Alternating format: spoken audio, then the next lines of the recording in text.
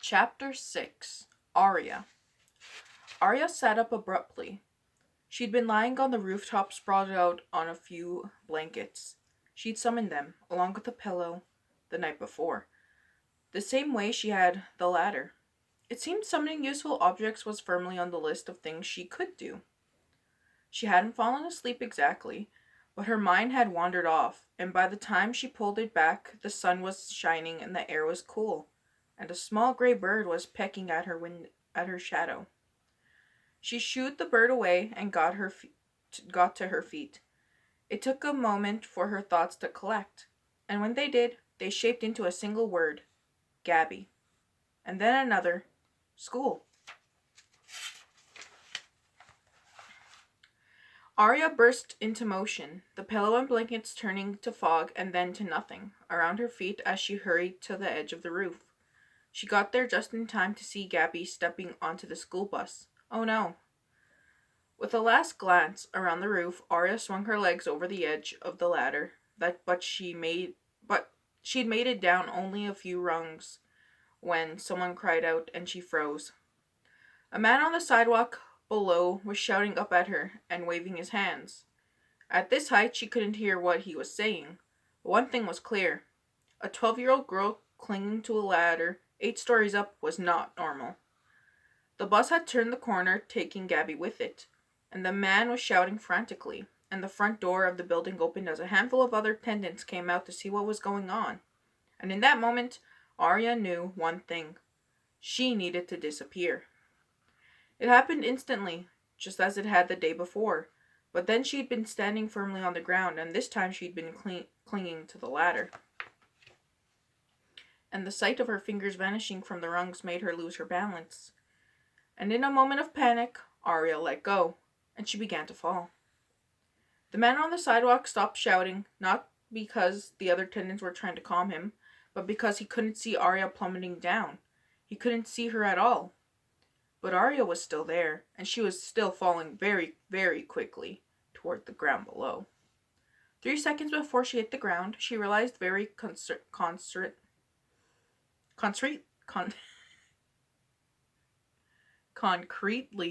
that no, she could not fly. 2 seconds before she hit the ground, her shadow appeared beneath her waiting. And the second before she hit the ground, her shadow filled with brilliant, blinding light. And when Arya hit the ground, the shadow, she fell right through into the white. The shadow took shape on the sidewalk across the street from the school. If the hundreds of 6th, 7th, and 8th graders had been looking back at their parents' cars and the school buses instead of straight ahead at the front doors, they might have seen it. As it was, nobody saw the shadow that sprung up out of nothing. Nobody saw it take shape of a 12-year-old girl, and nobody saw it glow with light. And nobody saw the coppery-haired girl stumble up and out of it and onto the sidewalk. Nobody except a 6th grade boy. He was standing on the sidewalk and had watched the whole thing with wide eyes. He watched the girl brush herself off with a sigh with relief and say, "Good shadow." The shadow seemed pleased with itself, its light flickering a little before going out. Well, thought Arya, as the edges of the shadow reattached themselves to her heels. That settles that. Settles what? Asked the boy. Arya looked up, realizing that she was visible again and had spoken out loud. "Can't fly," she said. The boy's eyes widened a little more. "What are you?"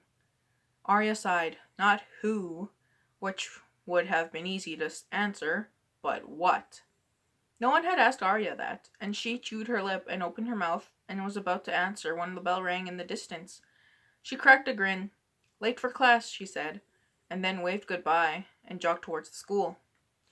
On her way, she noticed that one of her laces, still pink, had come undone. She knelt to retie it, and while she was there, she decided to make them yellow instead. As her fingers redid the knot, and then the bow, color slid out from her touch and along the shoestrings. She retied the laces on the other shoe to make them even, and by the time she finished, Both shoes were sporting laces the color of lemons. Arya smiled and straightened and looked up at the school. Grand Heights Middle School, read in the marquee over the doors. This must be Gabby's school. Arya followed the wave of students inside, scanning the hall for signs of the other girl. She didn't see her. To be fair, it was a very large school, and there were a lot of kids. The hospital had been large too, but Gabby stood out there, and here she'd blend right in. Except, of course, for her blue smoke. Not that Arya would be able to see it with so many people, some of them tall, in her way. There you are! Arya spun, but the girl who shouted those words wasn't talking to her. Move it, loser! Arya frowned and turned, but the boy who'd said it was nudging someone else. I've missed you. Clear a path. No food in the hall. Ugh. Laughter, slamming lockers, scuffing shoes, and a group of boys jostled for a soccer ball. A huddle of girls flipped through the pages of a magazine. The whole school hummed with a kind of terrifying energy, and Arya hoped that whatever Gabby was, she was okay. Wherever Gabby was, she was okay. Grand Heights Middle School wasn't just large.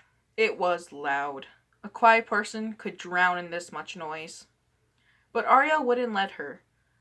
Another bell rang, high and sharp over the sounds of students, and the hall began to empty.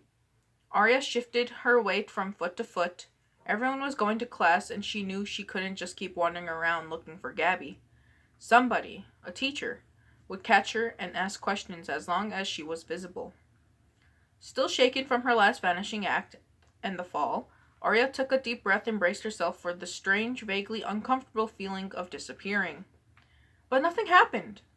Arya stared at her hand and the blue charm bracelet around her wrist, both still visible. She thought again that she could probably be invisible. Again, she wasn't.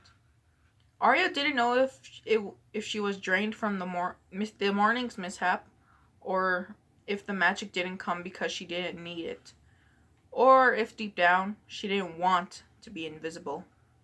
Whatever the reason, it looked like Arya was going to be playing the role of student, and that meant she'd need to blend in. She looked around at the other kids in the hall. There didn't seem to be a uniform or any standard outfit. Most of them wore jeans and t-shirts, so she could keep her blue leggings and her white pocket skirt, but she needed a backpack. A moment later, she felt the strap in her hand, and Arya was pleased to discover how bright the backpack was. A kind of iridescent fabric that changed colors in the light. She caught her reflection in a glass case and marveled. She looked like a student. The hall was almost empty, and Arya was about to pick a class at random when she saw something vanishing into the room instead. Ahead. Blue smoke. Arya smiled and ran to catch up.